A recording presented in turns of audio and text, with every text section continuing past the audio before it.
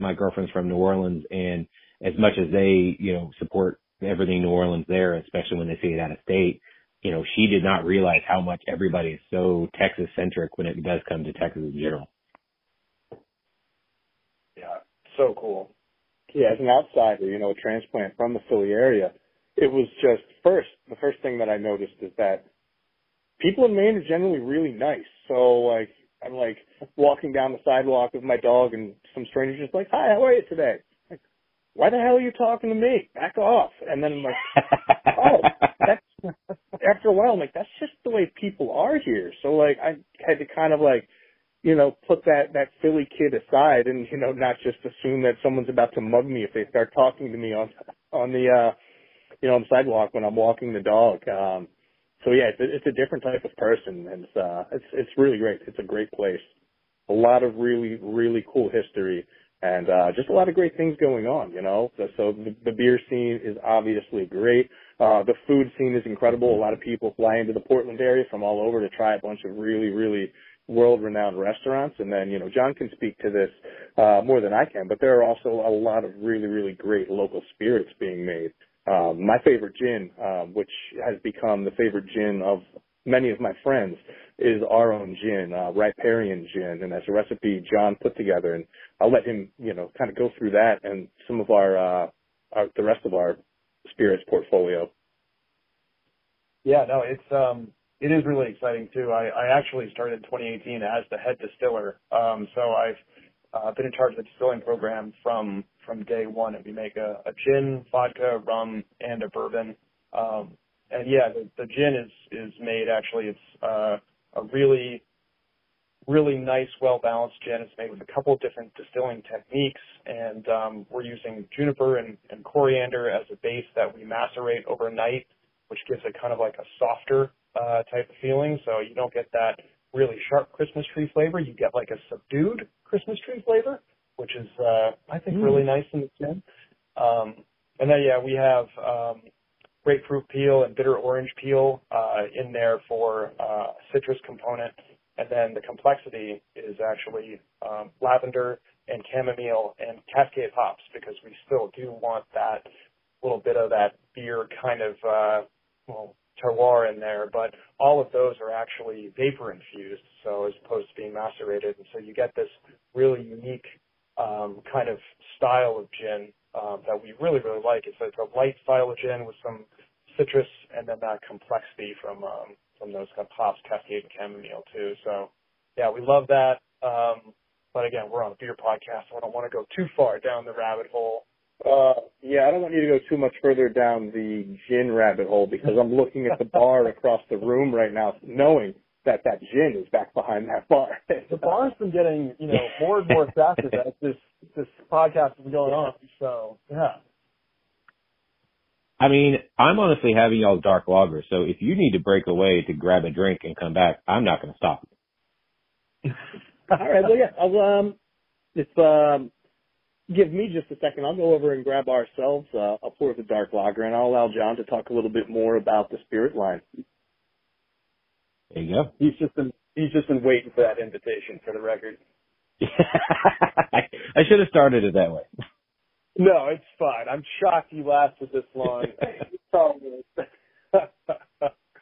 No, we also do a vodka with a corn base. It's a Clock Farm vodka. And the really cool thing about the vodka and the gin and all of our spirits is, again, it's one of those things that product quality is at the forefront. So once we've actually distilled everything, we take the time. We take 2 weeks to let it rest, and we make sure that we're mixing it every day. And just that process of taking the extra time to off-gas those volatile alcohol compounds creates a smoother style of gin, vodka, bourbon, rum. You won't get that initial, when you pop a bottle of vodka and you take a whiff, you won't get that initial kind of jolt to the system that sometimes you get. Mm-hmm.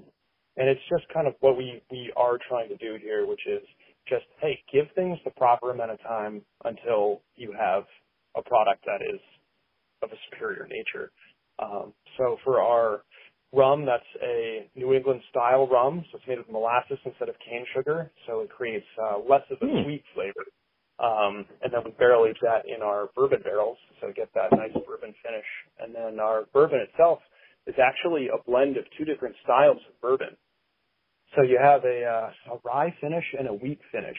And that wheat finish is that what gives it a really nice, smooth flavor, like a maker's mark, how it finishes really smooth on the back of your palate. But we also really wanted something that would have that rye spice, like a Basil Hayden, that really plays well in cocktails. So we messed around and we experimented until we found a really nice blend of the two. So we think that we've kind of accomplished that. We've got something that plays really well in cocktails and also finishes really smooth to kind of drink on the rocks. But yeah, that's pretty much our spirit line, and yeah, we're very excited about that one too. Yeah, and it's one of the things that's been really fun for me, coming on board here. John's put together this great portfolio of spirits, and Jeff is doing a great job of, continuing on with that now that John's overseeing all of operations. But I now have all of these barrels that I can put recipes that I've developed into. So I believe we may have sent you the Imperial Stout Darkwoods, and we aged that beer in our own spirit barrels, which was really cool. I have a good amount of experience making the barrel-aged stouts and barley wines, but I've never had an opportunity to do that sort of a thing, that barrel aging, with something that was created in-house. So that's really cool to be able to say, like, hey, this is our barrel-aged stout coming out of our barrels, not, Buffalo Trace or a rum, which, those make great beers, and I've done that in the past, but it's just cool to use our own barrels for that process. Yeah, I know there's been breweries here, as the alcohol laws have changed here in Texas a little bit, that are now opening their own distillery side as well. And I thought that, I was like, well, they're just going to be, cannibalizing using their own barrels for their beers. And I think that's fantastic. So as a brewery and distillery that has done that already, like you kind of touched on it, how great is it to just not have to worry about, okay, did these barrels from this other company come in? How much more are we paying to actually use theirs, and then having to put their name on our stuff, as opposed to just, these are ours. Are we done with them? Cool. I'm going to use them for beer. And, I imagine vice versa, because, we've seen Jameson, age their stuff with IPA barrels and so forth. So I imagine the collaboration is going both ways when it comes to the spirit and the brewery side. Yeah, it's really a lot of fun. I don't like to use this word very often because it's something that reminds me of working in a desk job, but there's synergy there. And I'll say that not again. I knew that's the word you were going to say. Yeah, it's not the one. I'm not going to circle back to that one for a long time. There's a lot to unpack in that experience that I won't put anyone through. I like when you have to use that word. I can see part of his soul die. It's really great. I think a little bit of all of us die when we have to use that synergy word, even if we haven't actually had a sit-down corporate job. We just hear it and we're like, oh, I don't want to. That felt dirty. I'm not using that one. Yeah, I'm going to sit on the other side of the bar now. I just heard somebody use that word. Yeah. Well, so you guys have some limited editions as well, and then on your website you have limited and retired. So you guys made an agave spirit, which obviously we can't call tequila because it's not from the region. But what was it like actually trying to, make a quote unquote tequila or a agave spirit? So it was really interesting. We had a directive from our owner who loves tequila, and it was, hey, let's make a Maine tequila. And I took a second and I thought, how the hell is that going to work?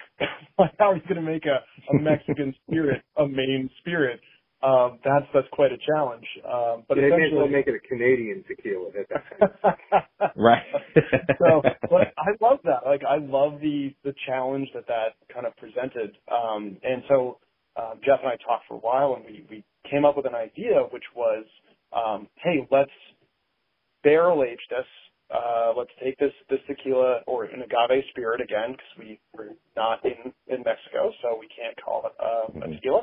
And let's use 100% agave, and agave base, and let's make sure that we age this.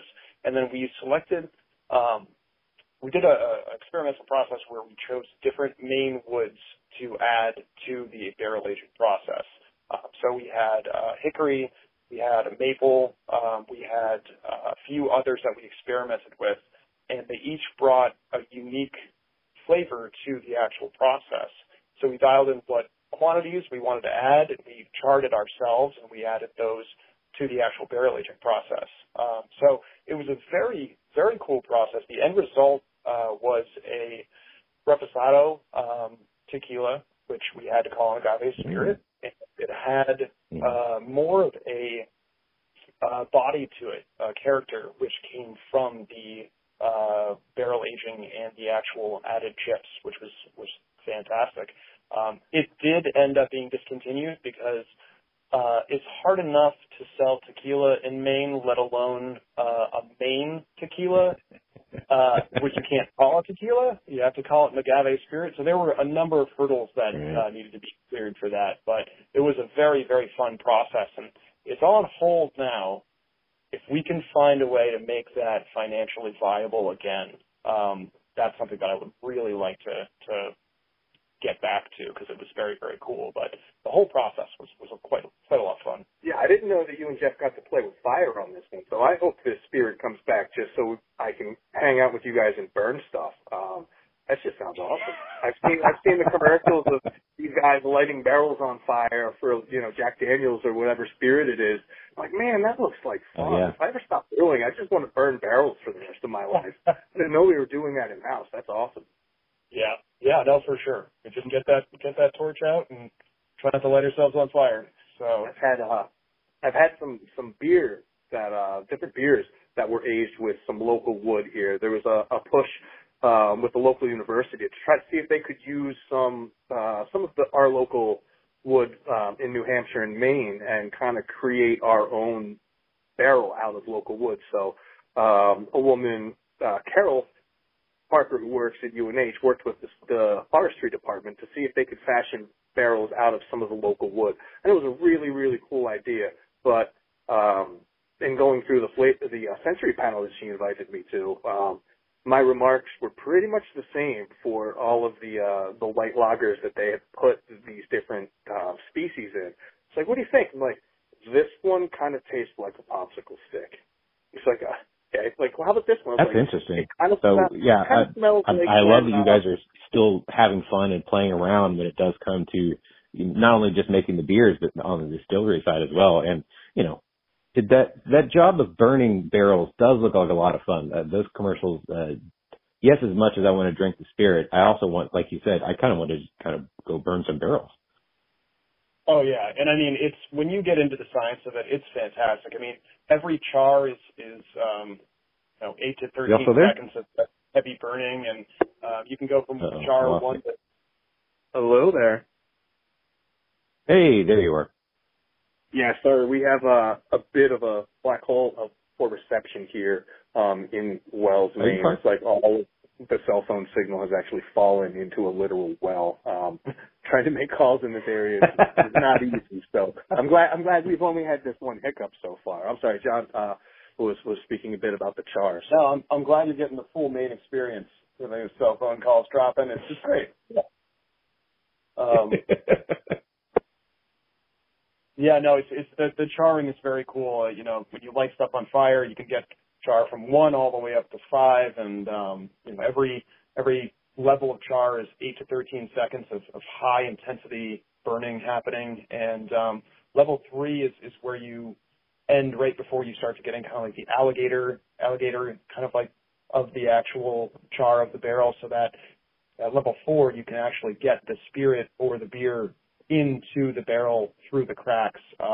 Level 3 you can't. So you can pull out tannins in level 4 and still get a lot of char, or you can stop at level 3 and you can just get the actual flavor of the barrel. But there's a whole level of science in there that I can dive into, but I won't bore the Yeah, we're going to have to talk about this one, circle back, I guess we would say. And I'd like to talk about this at a greater length at some point, which would kind of make, like, you know, I think maybe if that experiment that my friend at University of New Hampshire did with the Forestry Service, they didn't really play around with chard on it.